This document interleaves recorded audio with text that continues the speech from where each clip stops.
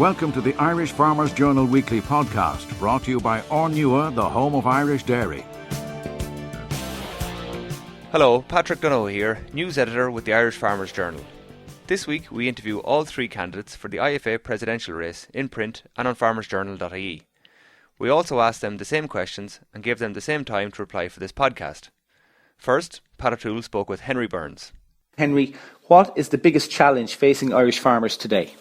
Pat, it's the same issue as always. It's farm income, and I suppose the issues around farm income are the lack of competition, particularly on the beef side, on the processing side, the concentration of power at the supermarket level, and then very much so on the input side for all farmers, particularly if you take something like fertiliser, and the decline in EU CAP budget. That's a huge challenge for farmers today because that all links back to income.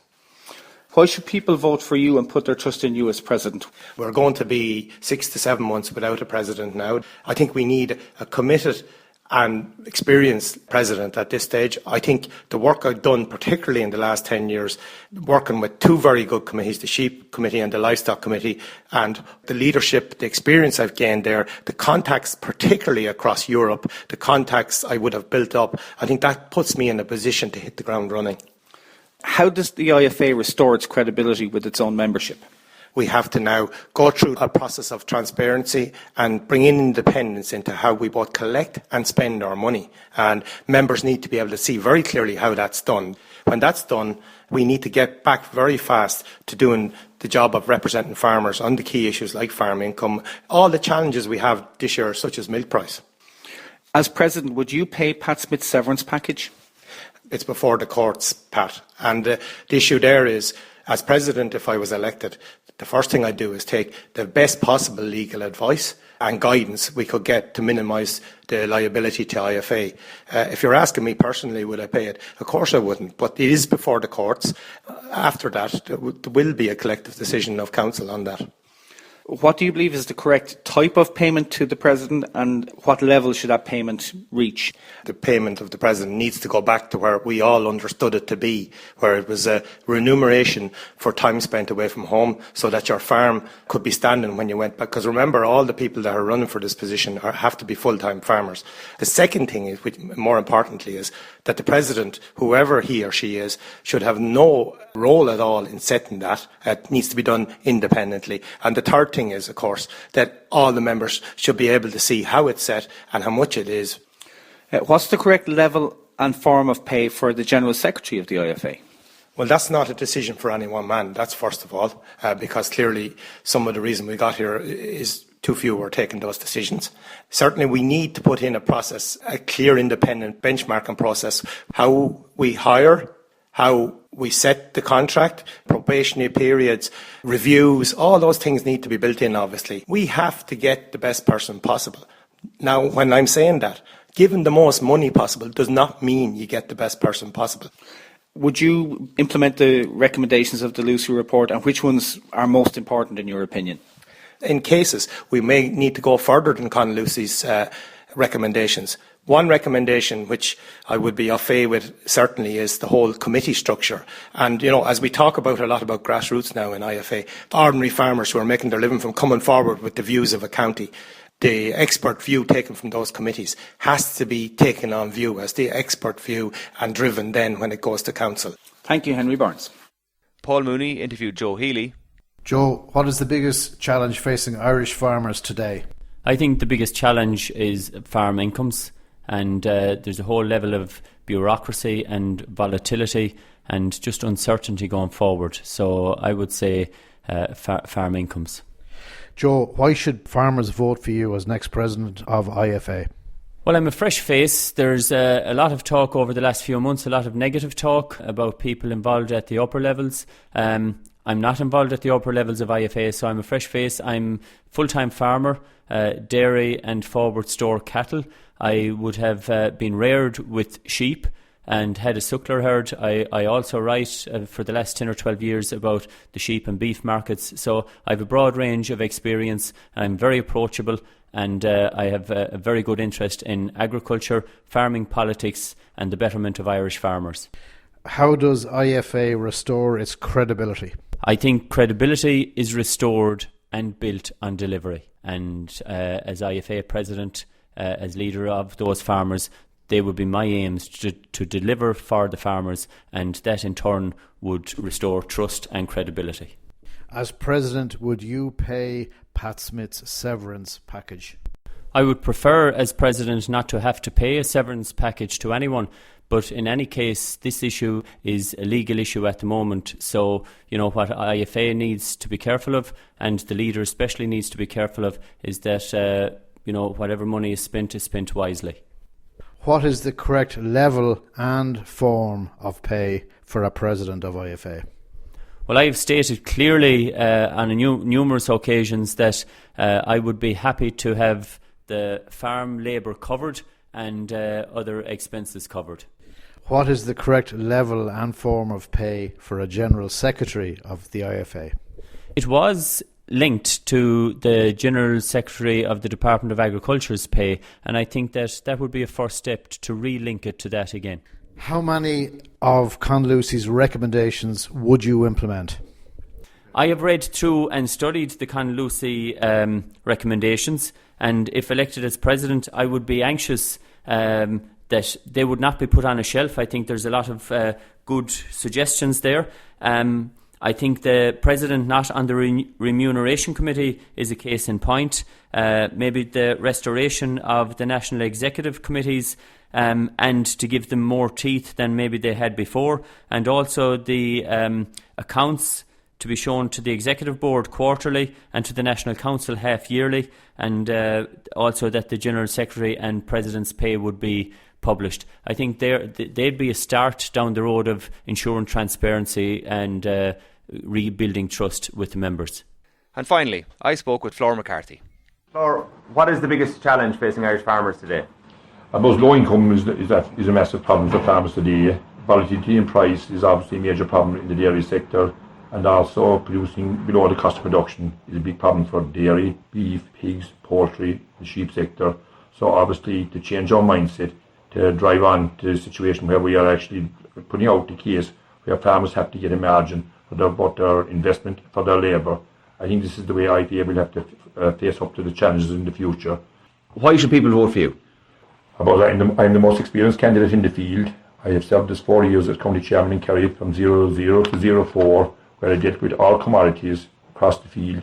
I had beaten in Kerry at the time, and also dealt closely with the branches, understands the importance of the branch structure within the county, feeding back into the system, and obviously it was working better at that stage. The members on the ground felt they had a bigger say. And that is the challenge for the next President, is that the members on the ground feel that they have a say as we drive forward over the next 60 years of IFA. And I think that is where we have gone wrong. We have to come back to the branches and come back to the members on the ground. And is that simply how IFA goes to restore its credibility as well, showing what it has done in the past and trying to get over the difficulties that have been over the past 3 or 4 months? Most definitely. Well, my own example is I worked specifically within the rural development side of the business. We brought in a programme in the rural development side worth 4 billion. It will be feeding out from here to 2020. The deal was done when Tricare were in the country in December 2013. The programme was rolled out in July 14, and it was done at a time when the country was under fierce financial pressure.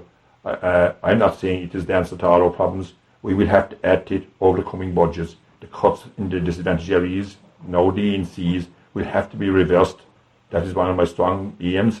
But also, we have to ensure that the programme is fully funded and that as many farmers, 50,000 get into the environmental scheme, the TAMS, which is the Farm Investment Scheme, that all farmers benefited. As President, would you pay the controversial Pat Smith severance package? I feel very strongly about this massive severance package. Obviously, it is prejudiced, subject to court proceedings at the moment, so I would have to take legal advice before I would make a clear decision on this. But obviously, considering the amount of money he took in pensions, plus the severance package, I obviously have grave concerns at the amount of money that was involved here.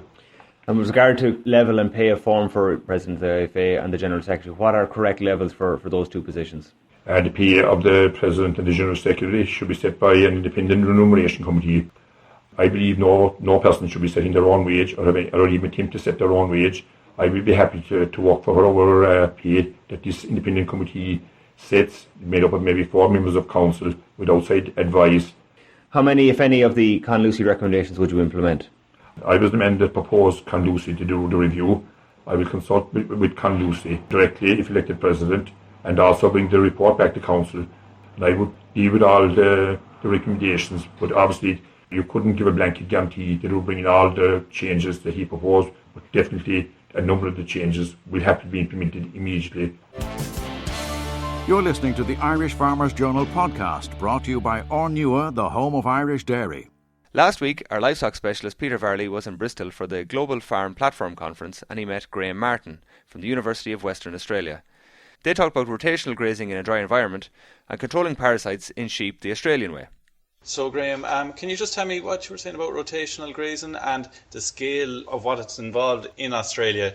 Farmers in Ireland will be well used to using rotational grazing and see the benefits, but now I see bigger farms in Australia are starting to do the practice because they see the benefits as well, but it's on a completely different scale and maybe for different reasons as well. It's a fascinating question, and as you know, rotational grazing has been around as a concept for a while, and it's quite successful in Australia as well, in the southern areas where the farms are relatively small, similar sort of scale to what you'd see in Ireland. The question that's been asked recently, though, is more about the north of Australia, which is a sort of very extensive subtropical area, where the farms are massive. They can be a million hectares, and where paddocks are measured in square kilometres. And in fact, the average paddock size in one of the properties involved in this work is 50 square kilometres.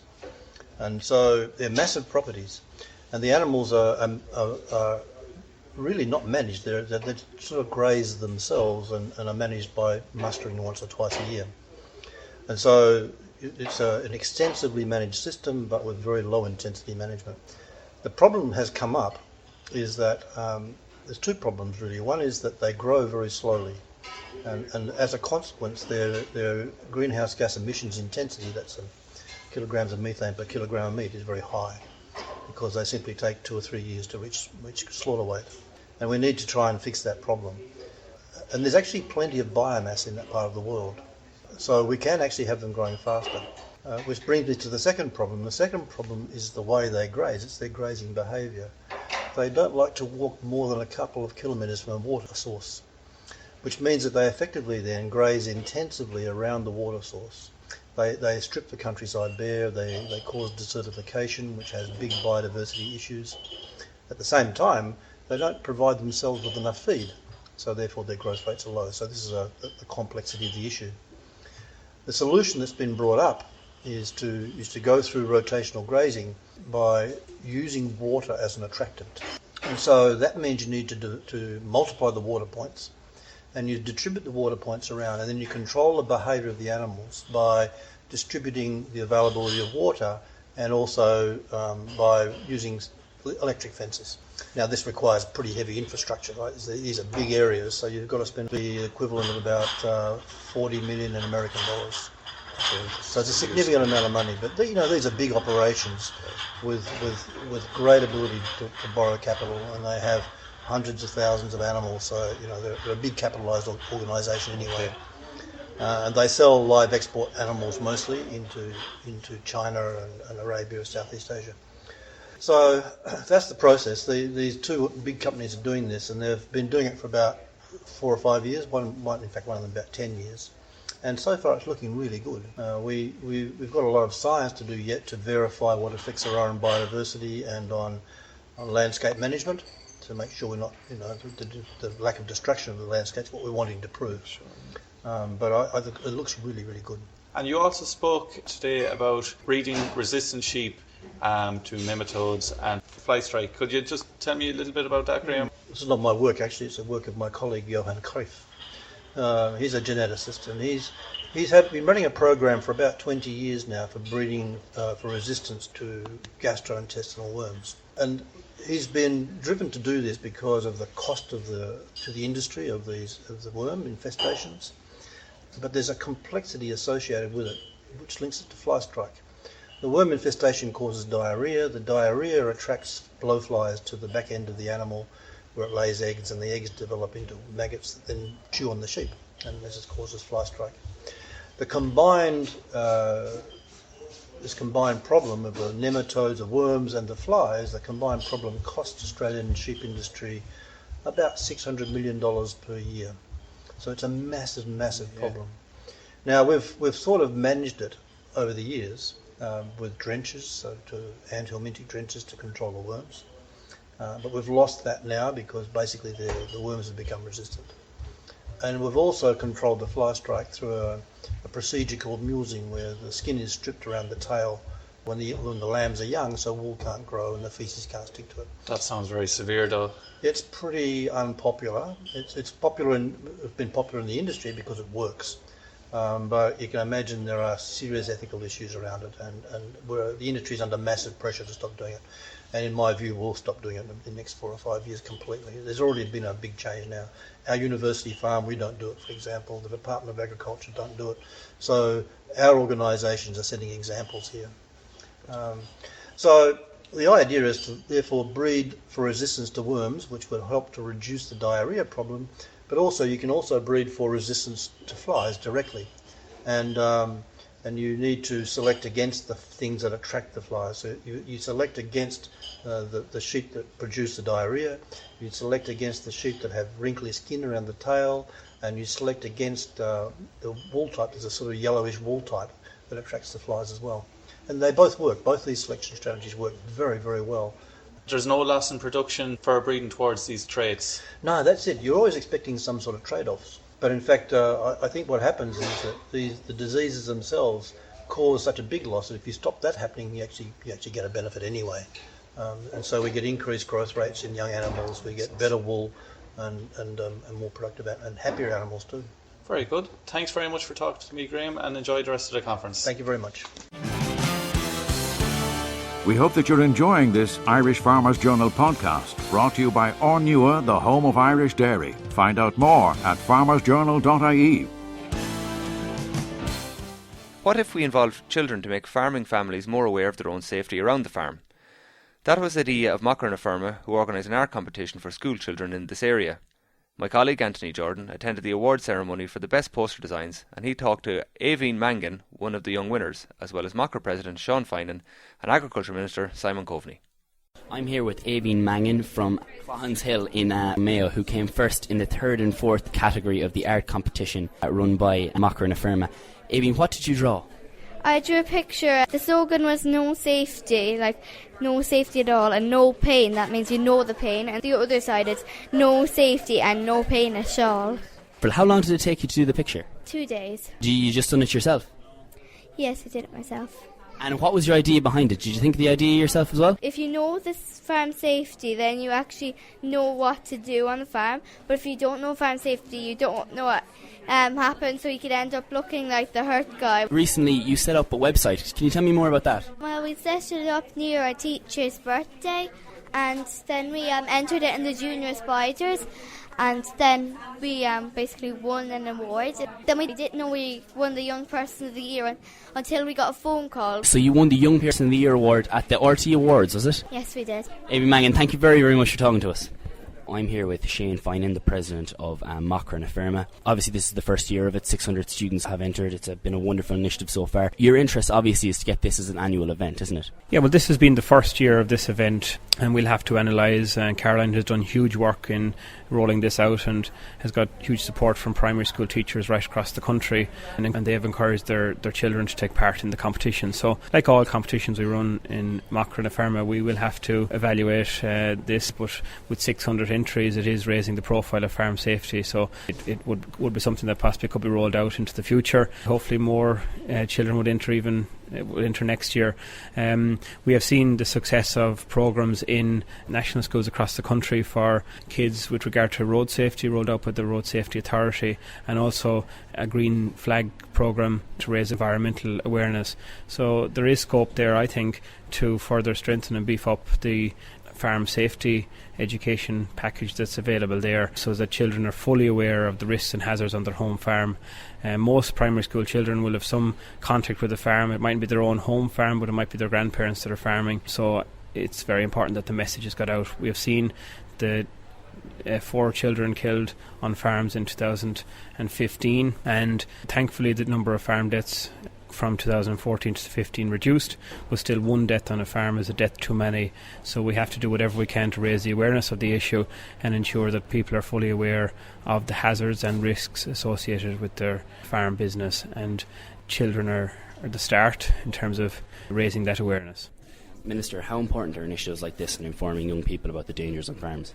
I think they're very important, and it's not just about young people either, because often the best way to get to their parents is actually through young people. So really what this is about is changing attitudes within families towards farm safety. So I want children actually asking their parents, why don't we have a safety plan in our farmyard? Because the minister asked us and said we should have. So I want young people challenging their parents on how the farm is being run from a safety perspective because of what they've heard and learned and written about and drawn in art competitions like this one. So, we've launched a lot of books involving children. We've launched a lot of schemes and support programs. We're working with FBD on projects like Champions for Change. We're working with the Farmers Journal on their new approach towards farm safety as well. We're obviously working with the HSA. We're working with farming organisations. We're working with Embrace Farm, another really good example. So whenever there's a project that's worthwhile in terms of changing the approach and the awareness of farm safety, well then you'll find me supporting it. Just finally, Minister, given the importance of farm safety and I suppose the success of this competition, do you think farm safety like this should be part of the national primary curriculum? Yeah, well, at the moment we are looking at changing the agriculture course in secondary schools in terms of curriculum. That's badly needed. It hasn't changed for 30 or 40 years. I do think we can look at ways in which we can use the education system more effectively to raise awareness around farm safety. As in putting a safety module maybe on the agricultural science course in secondary school? Possibly, yeah. But also, if you look at the Young Scientist competition, for example, there was a very strong proposal around creating a new green flag system around farm safety and actually modules within primary schools, particularly in rural parts of Ireland, raising awareness around farm safety. So there are lots of ways in which we can do this. I'm open to that, but we just need to sit down and make sure that everybody buys into a collective approach here to make sure it works. Mr. Colby, thank you very much. The Irish Farmers Journal Weekly Podcast, brought to you by Ornua, the home of Irish dairy. For the last 2 years, Macra has also been providing a land mobility service to bring together farmers interested in arrangements such as long-term leases, partnerships or share farming. The services manager, Austin Finn, spoke with the Irish Farmers Journal digital editor Thomas Hubert.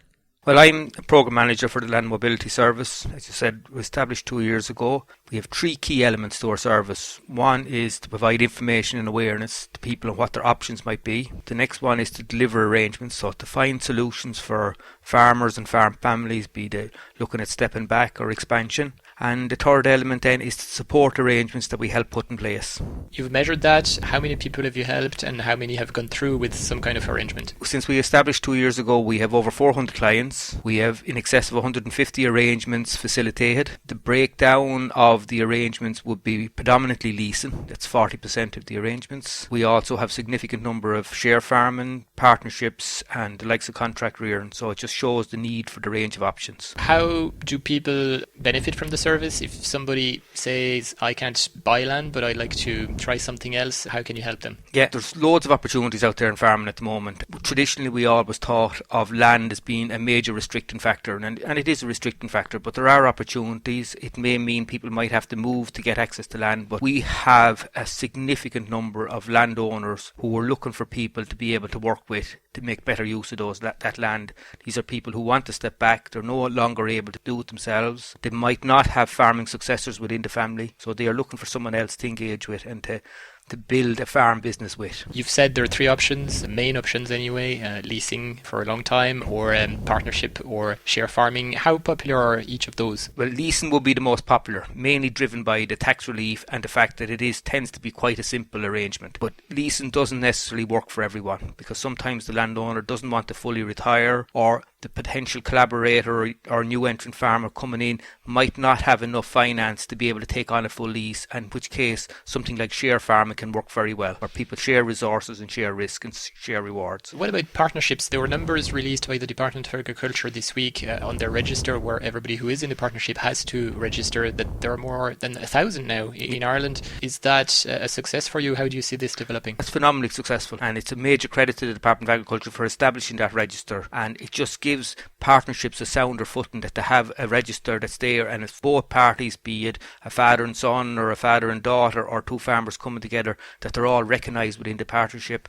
And as well as that allows them to avail of young farmer schemes and TAMS grants and things like that. But the level of penetration in partnerships has been very good. Now, it's not all rosy either. We've heard a number of people who are in partnerships and it's proving difficult to get their applications through to the department for payments and all that. Is that an issue? Yeah, unfortunately, we have all the policy initiatives have been there to support share farming and partnerships and all collaborative arrangements, but unfortunately, because of it's new and administration delays, there have been delays in payments, and hopefully that'll be sorted shortly, but it is unfortunate. In partnerships again, why would you say people go for this option? Partnership is an excellent mechanism, particularly within the family. It's a great way for both the younger and older generation to stay involved. It facilitates the succession of the farm. It really works really well within the family. Outside the family, it can work in some cases, and we've been involved in a number where maybe a dairy neighbour and a suckler neighbour have linked together to do an enlarged farm, but particularly in the family, it's very popular. And the one we've talked a bit less about now is share farming. In a few words, how does that work? Share farming is different. Where in partnership you're sharing all resources and you have a shared bank account and you register with the department. In share farming, both parties stay as independent farmers. So they're basically sharing the resources without having a shared bank account. So it works very well where people don't want to be as interwound. So typically in the share farming, you'll have one party will supply maybe the land and the facilities, and the other party will supply the livestock and the labour. And it works very well. It's very flexible. It is something that couldn't operate under milk quota rules. So it's sort of a new area, and I think it's an area that there will be a lot of excitement and exploration in going ahead. And there's a couple of new arrangements starting, and they seem to be working very well. Now, you've mentioned the end of milk quotas, and it looks like a lot of those innovative ways of accessing farming and partnering are used by dairy farmers. Why is it so popular in this industry in particular? I suppose about 46% of our clients will be dairy focused. Now, saying that, like, we have a large number of clients that will be non-dairy, and so all these collaboration all can work in every enterprise. The thing about dairy, it is the enterprise that has the greatest potential per hectare. So if you were looking at a 60 hectare farm, dairying has a better chance to deliver two sets of income, where on beef or cereals you need that bit more scale. It also is the one that requires the largest investment and maybe needs two people to start it. Exactly, and it probably needs the most management as well, skilled management and things like that. So it sort of ticks most of the boxes for dairy, but that doesn't mean it can't work in other enterprises, and it does work in other enterprises. Austin Finn, thank you very much. There's loads of information on the land mobility service every week in the Farmers Journal in our special page and at farmersjournal.ie. You're listening to the Irish Farmers Journal podcast, brought to you by Ornua, the home of Irish dairy. Finally, you may feel dizzy at times or about to lose your balance. Irish Country Living health correspondent Margaret Hawkins has the latest on diagnostics and treatments for such vestibular disorders, and she spoke with features editor Maria Moynihan. I'm writing about something that sounds very complicated, vestibular disorders, but if I say balance, most people will understand what that's about. It's about being dizzy, not feeling the best, the room spinning, and all those kind of concerns where you don't feel that steady on your feet. So vertigo, I suppose, is maybe what people might describe it as. Yeah, a lot of people are diagnosed with vertigo, but from what I learned from the chartered physiotherapist that I spoke with, her name was Sheila Barris, she's based down in Cork, is that vertigo is a symptom, it's not actually a disease. So you really have to get to the root cause of it, and the root cause of it is very often that you have these problems with your vestibular system, so that there's some little thing going wrong, or that maybe you've had a virus, or that ear injury, maybe you've had ear infections over the years, and that the problem is there, and that when you're under stress or you get a cold or flu, it comes back again. So it really needs to be looked at, the underlying cause. And Sheila has studied this particularly, and she does a specific assessment, is that right? She does, yeah. She does a new